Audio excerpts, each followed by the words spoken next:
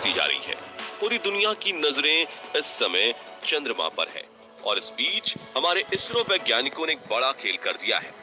एक ऐसा कारनामा जिसने हमारे इस अंतरिक्ष यान को चांद के बिल्कुल करीब पहुंचा दिया है।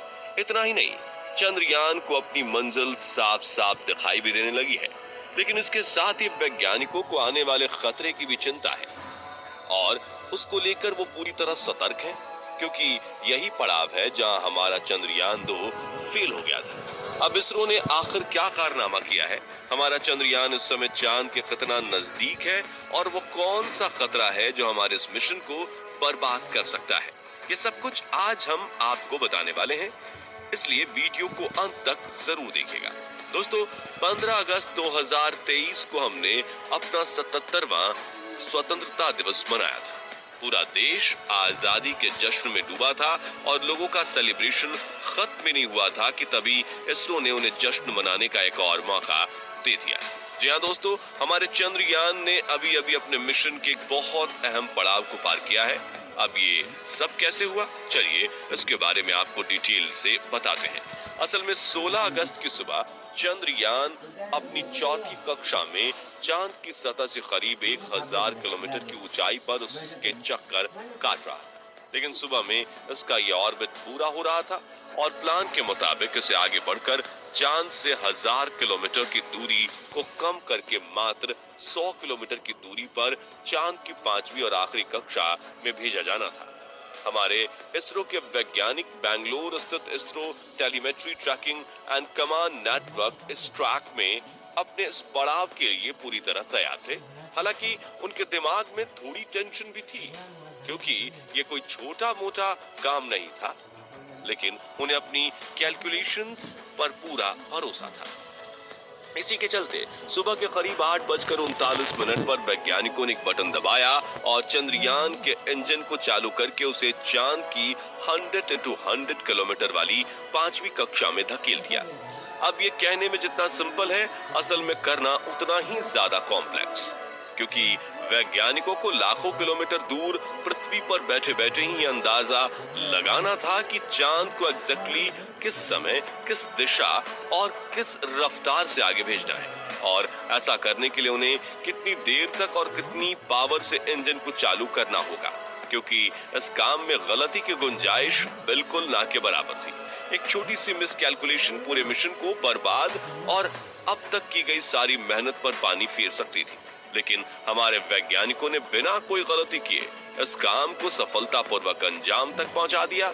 इसके लिए वैज्ञानिकों ने सिर्फ 1 मिनट के लिए चंद्रयान के इंजन को ऑन किया था और कुछ ही पलों में ये चांद की 5वीं कक्षा में स्थापित हो गया था। ये पड़ाव इस मिशन के लिए बहुत बड़ी अचीवमेंट थी, क्योंकि ये चांद पर चंद्रयान का आखिरी ऑर्बिट था। यही वजह है कि इस खबर ने लोगों के आजादी के जश्न में 4 चांद लगाने का काम किया। लेकिन कहानी सिर्फ यहीं खत्म नहीं होती है, बल्कि इसके बाद चंद्रयान ने सिर्फ 24 घंटे के अंदर ही एक और ऐसा कारनामा कर डाला कि अब चांद बस 2 कदम दूर नजर आ रहा है। दरअसल 100x100 की कक्षा में एंटर करने के बाद इसरो के वैज्ञानिकों ने प्रपल्शन मॉड्यूल और विक्रम लैंडर को एक दूसरे से अलग कर दिया है। ये काम भी काफी टेक्निकल और कॉम्प्लिकेटेड था। इसके लिए वैज्ञानिकों ने बिना इसकी गति में कोई छेड़छाड़ किए इन दोनों हिस्सों को जोड़ने वाले हुक्स को खोल दिया है। अब क्योंकि लैंडर और प्रोपल्शन मॉड्यूल दोनों ही की गति एक समान थी, इसलिए हुक खोलने के बाद भी एक दूसरे से एक झटके में अलग नहीं हुए। इसको स्मूथली बिना कोई नुकसान किए अंजाम देने के लिए वैज्ञानिकों ने लैंडर की स्पीड को थोड़ा सा बूस्ट किया। अब क्योंकि हुक्स खोले हुए थे, इसलिए स्पीड बढ़ते ही लैंडर प्रोपल्शन मॉड्यूल को पीछे छोड़कर खुद आगे बढ़ गया और अब आगे का सफर लैंडर को खुद ही तय करना है। इसके लिए इसरो का प्लान ये है कि 18 और 19 अगस्त को लैंडर की डी-ऑर्बिटिंग स्टार्ट कर दी जाएगी, यानी इसके ऑर्बिट को छोटा करने के साथ चांद की सतह से इसकी दूरी भी कम की जाएगी। इस तरह आने वाले 1-2 दिन में विक्रम लैंडर 100x30 किलोमीटर की कक्षा में पहुंच जाएगा और इसी तरह धीरे धीरे आगे बढ़ते हुए पहले ये अपनी लैंडिंग साइट को डिटेक्ट करेगा और उसके बाद अपने रेट्रो बूस्टर्स की मदद से 23 अगस्त के दिन शाम को करीब 5:47 पर हमारा चंद्रयान चांद की सतह पर उतर जाएगा। लेकिन ये मिशन का सबसे मुश्किल और पेचीदा फेज होने वाला है। क्योंकि आपको याद दिला दें कि आज से 4 साल पहले हमारा चंद्रयान 2 इसी पड़ाव पर आकर क्रैश हो गया था और इसरो के पूर्व चीफ के. सिवन का प्रधानमंत्री के कंधे पर सर रखकर रोने वाला मंजर आज भी हमारे जहन में ताजा है। तो अब सवाल ये उठता है कि चंद्रयान 3 का हाल चंद्रयान 2 जैसा ना हो, इसके लिए वैज्ञानिकों ने क्या तैयारियां और क्या बदलाव किए हैं। लेकिन इसका जवाब जानने से पहले चलिए हम आपको बताते हैं कि चंद्रयान 2 आखिर क्रैश क्यों हुआ था। दोस्तों, चंद्रयान 2 भी चंद्रयान 3 की तरह अपने propulsion मॉड्यूल से अलग होकर डी-ऑर्बिटिंग स्टार्ट करने तक पूरी तरह से सफल रहा था और किसी को भी इसके क्रैश होने की रत्ती भर उम्मीद नहीं थी। लेकिन हुआ ये कि लैंडर के ऑन बोर्ड गाइडेंस सिस्टम ने एल्टीट्यूड का ओवर एस्टिमेशन कर लिया, यानी लैंडर एक्चुअली जिस ऊंचाई पर था सिस्टम को लगा कि वो उससे कहीं ज्यादा ऊपर है। अब इससे हुआ ये कि कंप्यूटर सिस्टम के नीचे जाने की जो गति जितनी जरूरी थी उतना कम नहीं किया गया, क्योंकि उसे लगा लैंडर अभी काफी ऊंचाई पर है। इसके अलावा लूनर सरफेस से सिर्फ 2.1 किलोमीटर की ऊंचाई पर किसी टेक्निकल ग्लिच के चलते इसरो से इसका संपर्क भी टूट गया, यानी वैज्ञानिक इसे बचाने के लिए खुद से भी कोई एक्शन नहीं ले पाए और चंद्रयान 2 तेज स्पीड से नीचे की तरफ जाते हुए क्रैश हो गया।